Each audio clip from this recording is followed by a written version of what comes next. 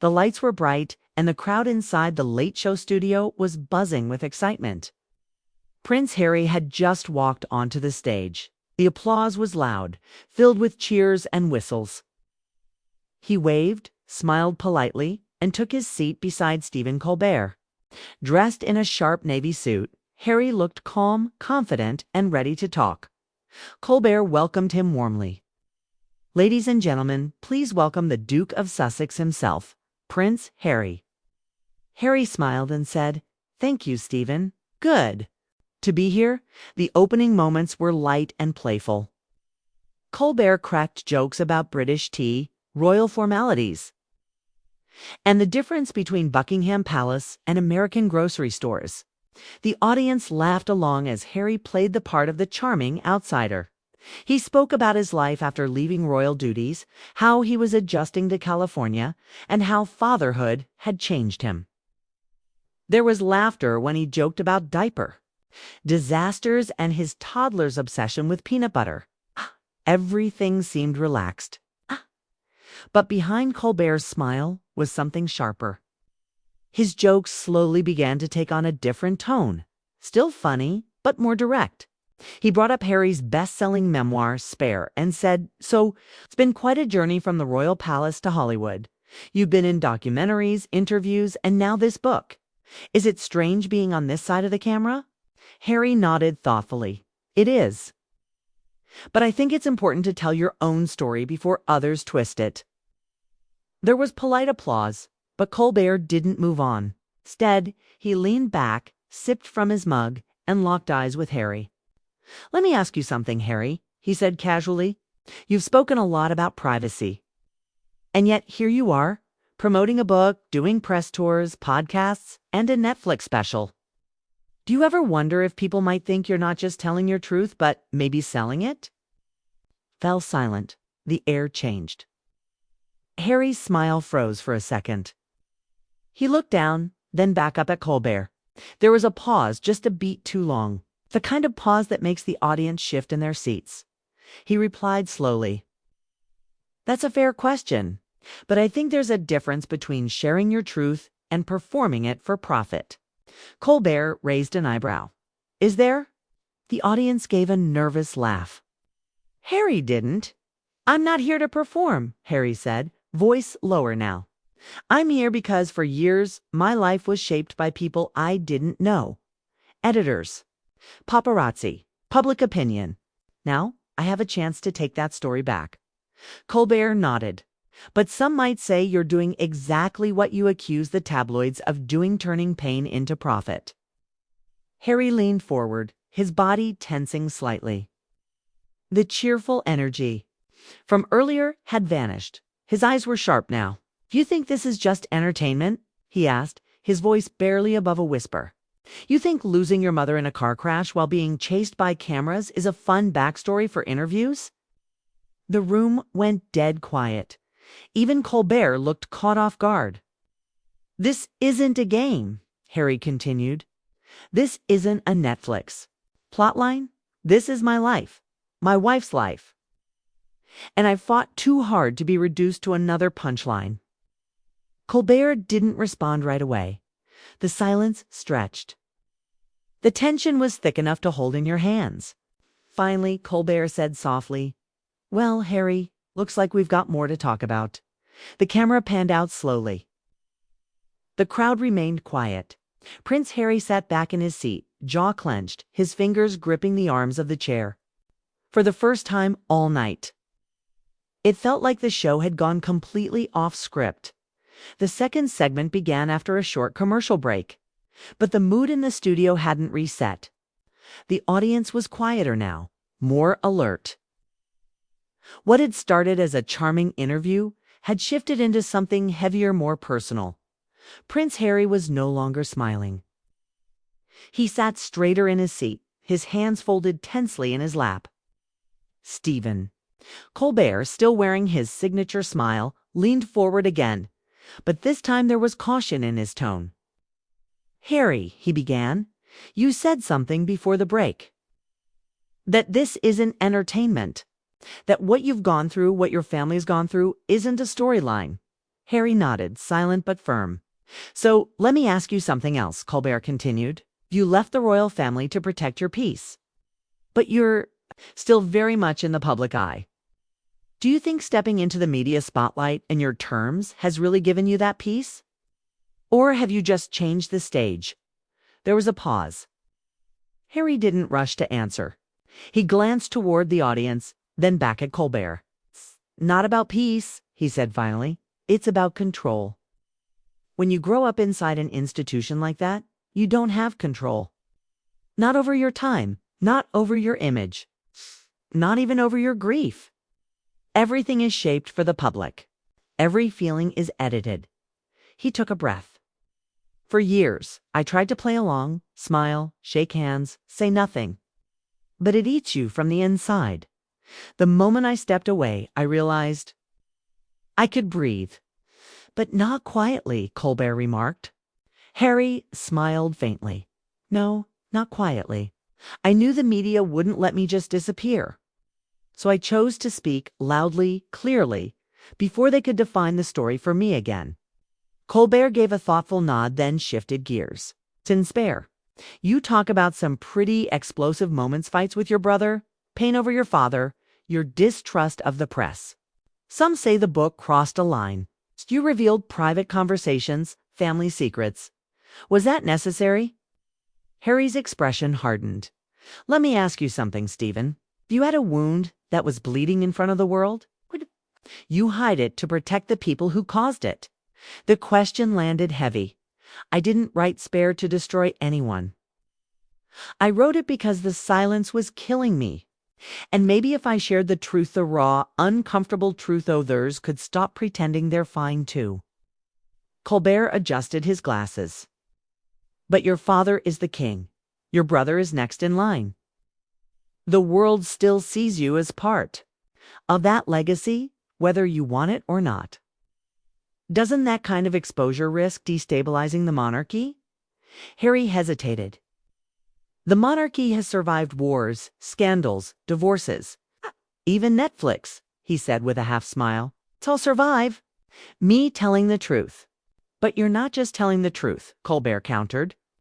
"You're shaping public opinion. There are real political consequences. You've criticized the British press, but you've also indirectly criticized your own government's handling of race, media, and power." Harry didn't flinch. "Yes, because they're all connected. You can't talk about the media without talking about who controls it. You can't talk about family without talking about the institution they serve. And when you try to separate them, you miss the whole point." The audience was silent again. This wasn't a comedy show anymore. It was a televised confrontation between one of the most recognized men in the world and the very systems he was born into. Suddenly, a voice from the audience shouted, "Then why come back on TV?" Harry turned toward the sound. A pause stretched across the studio. Then he answered calmly, "Because I'm not hiding anymore," he said. "And maybe someone watching tonight feels the same way. Like they're done being silent. Like it's okay to be angry, to be broken, to speak up even when your voice shakes." Colbert sat back in his chair, clearly processing the moment. He looked at Harry with something new in his eyes, less amusement, more respect. The segment closed with no jokes, no applause. It's quiet tension hanging in the air like the end of a storm no one saw coming. The third segment opened without the usual upbeat music. The cameras returned to Prince Harry and Stephen Colbert, both seated, both visibly more serious than before. Something had changed in the room. It was no longer an interview, it was a public reckoning. Colbert tapped his pen against his desk and looked down at his notes. "Let's talk about something else," he said, trying to reset the tone. "You've said before that you feel the British press has a toxic relationship with the royal family. What do you mean by that?" Harry leaned forward, hands clasped. "It's not just toxic," he said. "It's transactional. The royal institution feeds the tabloids, and in return, the tabloids protect the monarchy when it suits them. But when someone steps out of line, They turn vicious. And I've seen it up close. I've lived it. Colbert nodded. You believe? Your family traded your privacy for positive headlines. They did more than that, Harry replied. They gave us up to protect themselves. Meghan and I weren't just left unprotected, we were offered up as distractions. That's how the game works. There were gasps in the audience. Some whispered. Others stared straight ahead, stunned. Colbert leaned in again. Do you have proof of that? Or is this your perception? Harry looked him directly in the eye. When Palisades are briefing reporters about internal conversations, and those stories end up as front-page attacks on my wife and then I confront the palace and they stay silent. That's not perception. That's a system doing what it was built to do. Colbert took a beat. So you're saying the monarchy knowingly allowed lies to circulate to maintain their own image? Yes, Harry said flatly. The cost was our safety, our mental health, and our dignity. The camera panned slowly across the crowd, many of them frozen, uncertain how to respond. Colbert broke the silence. You talk about your mother Diana fun, about how the media hunted her. Do you think the same thing would have happened to Meghan if you hadn't left? Harry nodded slowly. Yes, and that's what kept me up at night. I wasn't going to sit back and watch it happen again, not to her. Not to our children. He paused. I made a promise when I was a boy, watching her funeral from behind that car. I promised I'd never be silent again. That line hit hard. Even Colbert looked shaken. The host exhaled and shifted the subject. You've met with? U.S. leaders attended global forums. Launched charities? Some say you're trying to build a political image here in America. Is that the next step for you? Harry shook his head. I'm not running for office. I'm not campaigning. I'm advocating for mental health for military veterans. 4. Media reform. These aren't political issues, they're human ones. Okay. But they have political consequences, Colbert countered. You're an ex-royal speaking against monarchies, criticizing governments, confronting media empires. That's not just advocacy's activism. Harry sat back, quiet for a moment. Maybe, he said, but I didn't ask for this. Platform, I inherited it and I'm choosing to use it. If that makes people uncomfortable, good, they should be. Colbert's tone softened. But where does it end? Do you think reconciliation with your family is even possible after this? Much exposure. Harry looked down at his hands. Reconciliation doesn't begin with silence. It begins with honesty. If my family wants to have that conversation, I'm here. But I won't return to a life where truth is optional. There was another pause. The room had gone so quiet, the sound of Colbert placing his pen on the desk echoed slightly. Then Harry added, people think I'm trying to burn everything down. Not. I'm trying to stop the cycle. 'Cause if we don't, it won't just be it'll be the next generation. And the next. The studio lights dimmed slightly as they headed into another break, but the tension stayed thick in the air. No laughter, no applause, just the sense that something rare had happened on television heir to the British throne. On American soil, pulling back the curtain on a machine few dared to question. And for the first time, it wasn't entertainment. It was war of truth, image, and power. And the world was watching. The show returned from its break. But this time there was no cheerful music, no wide camera sweep across the audience. Instead, the camera focused directly on Prince Harry. His posture had changed. He sat more upright now, his jaw tense, his fingers tapping faintly on his knee. Stephen Colbert, visibly aware of the shift in energy, cleared his throat. Let's talk. About the Commonwealth, he said cautiously. There's been increasing criticism from former colonies about the legacy of the British Empire, especially regarding its role in slavery, cultural erasure, and exploitation. Do you believe the monarchy owes the world an apology? All right? Didn't blink? Yes, he said plainly. And not just an apology. Accountability. The audience stirred. Colbert raised his eyebrows. That's a heavy statement, especially coming from a member of the family that represents that institution. Harry leaned in. I was born into a system built on privilege, inequality, and silence. I benefited from it. And I think acknowledging that isn't weakness. It's the first step toward any kind of justice. Colbert pressed further. You're saying your family should admit they were wrong?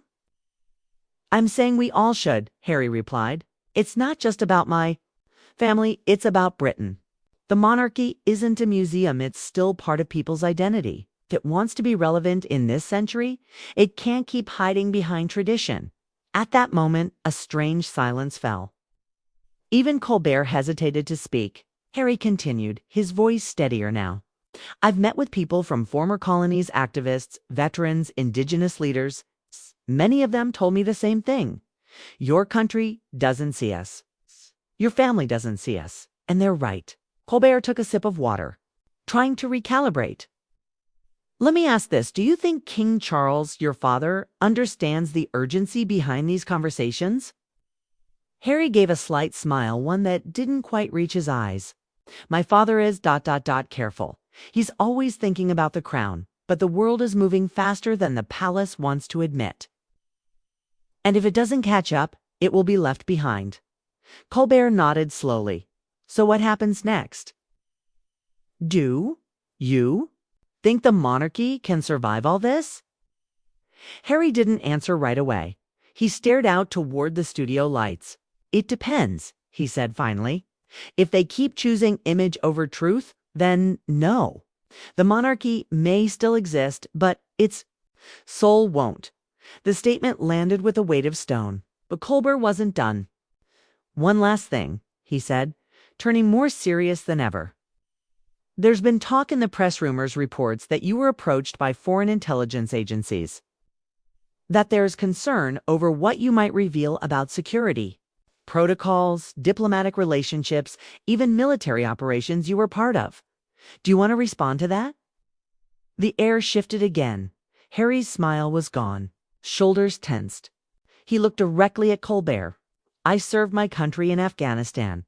I lost friends. I gave years of my life to that duty. I would never betray that trust. But you've written about missions, shared internal dynamics. Because they were already exposed, Harry interrupted. Because the press leaked what the military wouldn't protect. I spoke up to control the narrative. Not to harm anyone. Colbert pressed. But are you cooperating with any foreign governments? No, Harry said coldly. And the fact that people even ask that question says more about their fear than my actions. The room was dead silent. Harry wasn't finished. They want to paint me as reckless, dangerous, because it's easier than facing what I'm actually saying, that the institutions they trust are built to silence people like me. People who refuse to play by their rules. Colbert swallowed hard. And what happens if they come after you harder? Harry looked directly into the camera. Then they'll prove everything I've said. The audience didn't cheer. They didn't laugh. They just sat, stunned. For a moment, even Stephen Colbert, the sharpest voice in late night, didn't know what to say. Prince Harry had walked onto the stage as a royal, a memoirist, a public figure. But by the end of this segment, he was something else entirely. A man with nothing left to lose. A truth no one could ignore. The producers behind the scenes were uneasy. Control room lights blinked red as nervous glances passed between camera operators. The interview had gone far beyond its expected arc. Colbert's team, used to handling actors and politicians with rehearsed sound bites, now found themselves broadcasting something raw, something dangerous. But there was no turning back. Stephen Colbert looked down at his notes, the cards now slightly crumpled in his hand. He paused, then made a decision. He tossed them aside. No more cards, he said, softly but firmly. Harry tilted his head, eyebrows raised. So this is off script now? Colbert nodded. It always was. The audience chuckled, but it was nervous laughter. Stephen leaned in. You've said your family chose silence over support. that the institution prioritizes image over well-being. But I have to ask, what about your own silence? Harry's face tightened. What do you mean? Colbert didn't flinch. You've lived among politicians, diplomats, military leaders. You've seen what goes on behind closed doors. I speak now, and only about the monarchy. What about the systems that surround it, the governments, the intelligence communities, the media machines? For the first time, Harry didn't have a quick answer. He hesitated. Okay, because this is where it begins. He looked at the camera again, almost as if he were speaking beyond the room. You think I've only seen royalty? I've seen how diplomacy works when the cameras are off. I've sat in rooms where human rights abuses were shrugged off for trade deals. I've flown to regions where aid was withheld unless political favors were promised. I've watched governments pressure the palace to say nothing, was told to smile, wave, and shut up. Stephen narrowed his eyes. Are you saying you were aware of international manipulation while you were still a working royal? Yes, Harry said. And some of it was coming from allies. Now the audience was fully still. Phones were lowered. Even the studio. Air seemed to thicken. Colbert followed up quickly. What kind of manipulation? Harry spoke carefully. Information trades. Agreements to keep certain things out of press. In one case, silencing a whistleblower in exchange for a state visit. It wasn't always direct, but it was understood. You're accusing Western governments of coercion, Colbert said. I'm telling you, Harry said, voice hardening, that power always protects itself, even across borders, especially across borders. Colbert sat back in his chair, momentarily stunned. If what you're saying is true, this is no longer a personal memoir. This is an international problem. Harry gave a slight nod. Exactly. Then he added, and I was supposed to be quiet about it. It's just like I was supposed to be quiet when my wife was attacked. It's just like I was told to smile at the funeral of my mother, knowing full well what caused it. The name hung in the air. Princess Diana. Colbert broke the silence. Are you saying her death wasn't just a car crash? Harry didn't blink. I'm saying she was chased. No one in power stopped it. Not then, not now. Cameras zoomed slightly. Colbert exhaled. Why come forward now? Harry looked at Amand beyond him. Because the machine hasn't stopped. It's just evolved. Now it doesn't chase you through tunnels, chokes you with headlines. It poisons you with algorithms. It sells doubt like it used to sell newspapers. And the people running it wear suits and smiles. At this point, the audience was no longer reacting. They were absorbing. Colbert's voice dropped to a near whisper. What are you afraid of? Harry took a long breath. I'm not afraid anymore. He leaned forward close enough that only the cameras would hear clearly. They think they can cancel me. But what if I cancel the lie? They're all hiding. Behind the silence was thunderous. A stagehand appeared to signal a break, but Colbert waved them off. Let him speak, he said. Prince Harry straightened in his chair, now composed, almost regal, not in title, but in conviction. I was born into a system that sees people as pawns. And for the first time in my life, I'm playing by my own rules. Let them try to stop me. The lights above flickered slightly, almost symbolically, as if the system itself had felt the tremor. And just like that, a late-night show had turned into something else entirely. A reckoning. The studio was no longer just a stage. It felt like a battlefield now. What started as a celebrity interview had cracked open into something deeper, something dangerous. Producers whispered frantically into earpieces. Legal teams backstage were already drafting statements. The control room debated whether to cut to commercial. But Colbert didn't flinch. Let them try to stop me, Harry had said. Stephen Colbert looked directly into the camera for a second-hand unspoken message to viewers. Then he turned back. To Harry, his voice calm but tight. You're putting a lot at risk. Public perception, Legal action? Maybe more. Harry nodded slowly. I know. The crowd didn't cheer. They didn't clap. They just sat there leaning forward, waiting. Colbert asked carefully, "Do you believe this machine you're talking about would retaliate?" Harry didn't hesitate. It already has. He shifted in his seat. You think Megan's miscarriage was just bad luck? Do you think our phones weren't tapped when we moved to California? We were followed. Our emails leaked. And every time I tried to speak out, a new scandal appeared in the tabloids. Coincidence? Colbert stared at him, visibly weighing the cost of going further. Are you saying this goes beyond the press? I'm saying some of those journalists don't work alone, Harry replied, voice lower now. They serve someone. He leaned forward again, and it's not always their editor. The audience murmured softly. Something in the room had shifted again from discomfort to unease. Colbert asked, almost whispering, You mean intelligence services? Harry paused. He didn't say yes, but he didn't say no. Some people have a stake in keeping certain stories buried. Mine, my mother's, and now my wife's. A silence fell over the room again, deep and heavy. Then, for the first time in the entire interview, Harry's voice cracked slightly. They told me to be a good soldier. A good prince. To smile when I wanted to scream. To bow when I wanted to run, but I couldn't do it anymore. Not after. What I saw, what I knew. Colbert asked softly, What did you see? Harry closed his eyes for a second. Meetings, documents, conversations I was never supposed to overhear. Names I shouldn't have recognized in places they never should have. Then he opened his eyes. There were lists, surveillance reports, tired dossiers on journalists, activists, even other royals. Colbert's hand was trembling slightly as he reached for his coffee. You still have those documents? He asked. Harry stared at him. No, but I remember every name on them. Another pause. Then Harry added, and so do the people watching this right now.